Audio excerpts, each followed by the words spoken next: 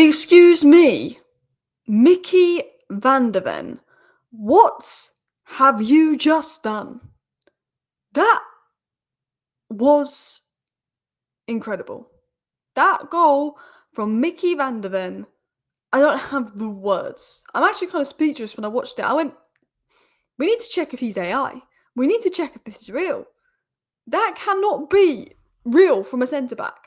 That from a centre back. I mean, we talk about Son's goal versus Burnley and how good that was. Mickey Vanderven's goal was better. He's a centre back. He's got 6 goals this season, which I think is the same as Victor Gyökeres. He's just ran up the pitch, and then the finish. The finish was absolutely nuts. And look, I was going to make a video talk about how good Xavi Simons was because I was really impressed with Xavi Simons, particularly in that first half. But Mickey Vanderven stolen the show with, I think that's a Puskas winner. I think that could be goal of the season. And for a centre-back, of all people to do that, like, it's nuts. It just doesn't feel real. I always joke with Haaland. Haaland must be made by AI because Haaland's scoring a ridiculous amount of goals. Mickey Vanderven must be the AI centre-back. Haaland is the AI striker. Mickey Vanderven's got to be the AI centre-back. He can't be real. So yeah, let's break down what we learned from Tottenham's win over Copenhagen, a 4-0 win. I know Copenhagen aren't the best team in the world, but it's the Champions League. All the teams are good. All the teams are there for a reason. And, you've got to win these games. And I think considering the pressure that was on Thomas Frank going into this game, some fans wanting Thomas Frank out, saying Tottenham don't create, Tottenham don't score, Tottenham don't play exciting football. I think that's probably the best reaction Thomas Frank could have got because Tottenham were creating, they were scoring, they were playing exciting football, and also they played a type of football that was getting the best out of the like of Xavi Simons. I thought Odobert coming in really helped with the dynamic, the left-hand side with him being left-footed as well. There's a lot of things I want to talk about, but I think just days after the horrific Chelsea game where Tottenham were horrific and Thomas Frank definitely deserved criticism for that performance, I think some fans went overboard with this Thomas Frank out because I'm like, you finished 17th last season, Thomas Frank's got you in 6th. Thomas Frank has improved you so much defensively and on set pieces. But yeah, attacking-wise, not great. But you still had the 3rd most amount of goals in the league at that time, and you're missing Solanke, Kulusevski, James Maddison, Kolo Muani, and Xavi Simons need time to click.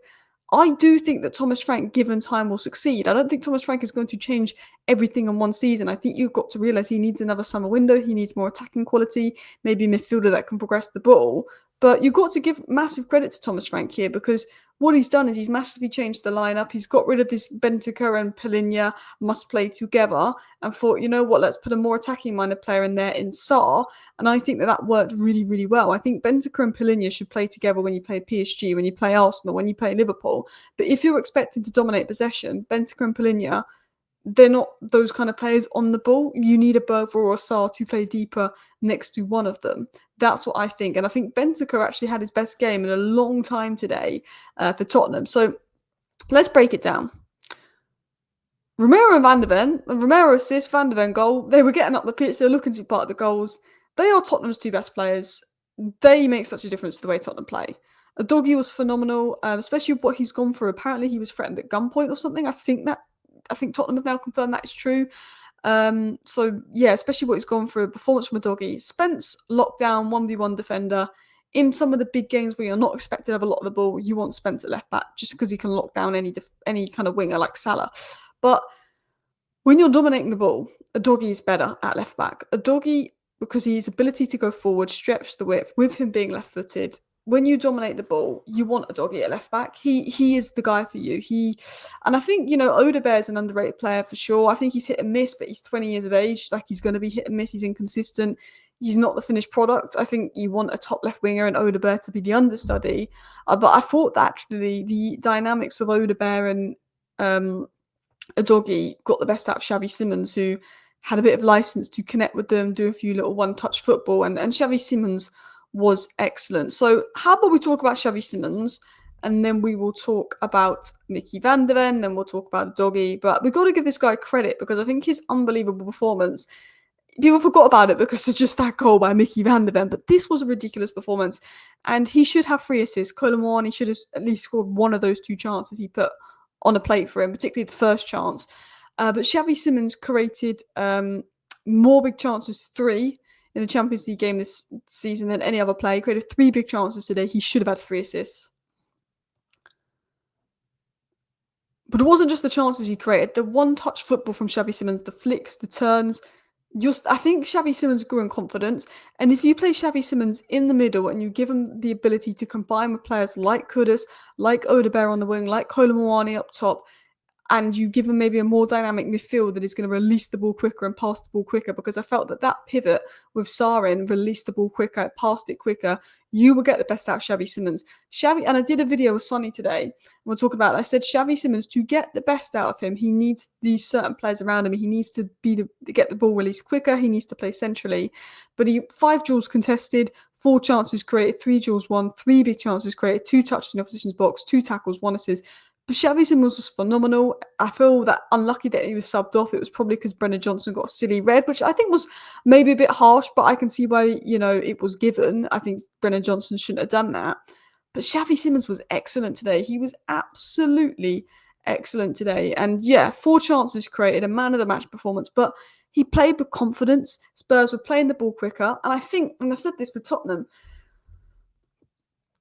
if you play the ball quicker and you dominate possession and you have a good balance in attack with a bit of fluidity, you will get the best out of Xavi Simons. And we saw that today. He was playing with confidence. He linked so well with Odobert and Udogie on the left. That trio works well. I do think if Kudus is fit, you bring him in for Johnson on the right-hand side, and you can argue that's your best starting 11, but you can swap Palhinha in for Benteke there or Sarr in for Berthel there, and you can argue that is your best starting 11.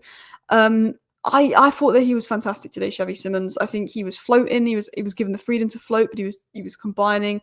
I think he was doing well, and I think Odobert again played a big part in that. I think Wilson at Odobert, he's hit and miss, but he definitely brings something unique. Where, in my opinion, and I'm saying this as a Man United fan, he's probably who I'd want to see on the left the most for Tottenham. So he's 20 years of age. He's Spurs' 3rd youngest UCL scorer. He got 1 goal today. He completed 23 out of 26 passes, 3 out of 6 dribbles, 6 recoveries, and 2 out of 2 aerial duels run. He is raw, but what Odobert brings is that fearlessness. He wants to get the ball and he wants to run forward with it. Be direct, be creative, be confident. Odobert is fearless. He's not one of those wingers that's going to get the ball or, I'm going to pass it backwards. He's going to get the ball and he's going to go forward. And we talk about Kudus and how key Kudus is because he drives forward in ball progression. I think Odobert, in terms of what Thomas Frank would want in a winger, profile-wise, probably is closest to what Frank would like. And I think when he has someone like Udogie to overlap him and Xavi to combine with centrally, I think that creates a very good triangle. He's direct, he's creative, and he got a goal today. I think he had a good game. And I think I actually look at, when I've watched you guys in Europe, I think he's probably been, quite impressive. I think arguably your most impressive attacker in those Europe games. And I think he's not polished. I think decision-making could improve. But he's 20. I think if you bring Semenyo in and he can learn from Semenyo, that's what you want. I think Odobert has potential to be a really good player, but he needs to be polished. He's nowhere near his best. I thought Udogie, his return was huge. I want to talk about Vanderven in a second. I know I spoke about it at the beginning of the video, and I will talk about Vanderven. But Udogie's return was huge because, as I said, he's a natural left footer. He brings balance to the left, which Spurs missed. The triangle Udogie, Simons, Odobert, we've seen it twice. It looks good. Overlapping runs, recovery pace, energy. And he's just a top player. Before I talk about Mickey Vanderven, I thought Benteke was excellent. Benteke rolled back the years today. That's one of Benteke's best performances in a Tottenham shirt in a while. Look, it's Copenhagen. We know it's not the best opposition. We know they're not having the best season, but you can only beat what's in front of you. And I think what Spurs needed was a 4-0 win where they were dominant. And I say 4-0 win. Richarlison hit the bar. Richarlison missed a penalty. Kolo Muani missed 2 chances. On another day, Spurs scored 8 goals. Tottenham needed that. They'd not been scoring goals. They hadn't given their fans exciting games at home. You've been really boring at home this season. Thomas Frank's under a bit of pressure. It doesn't matter who the opposition is. I think you needed that. I think you needed that kind of performance. I think you needed that kind of result. And Benteke today won 100% of his duels. He made 6 passes into the final third, 5 recoveries, 3 interceptions, 3 clearances. But Benteke himself was controlling the tempo. He defended transitions well. He actually was moving the ball quite quickly, which I think made Spurs better. He kept it ticking. I think he brought the composure and aggression that Tottenham needs. And look, when Benteke's in form, Spurs always look better when Benteke's in form because there's a good player there. And a week ago, fans were calling Frank out, and I did a video on it a couple of days ago, But you got a 4-0 win with 10 men, could have scored 6 or 7.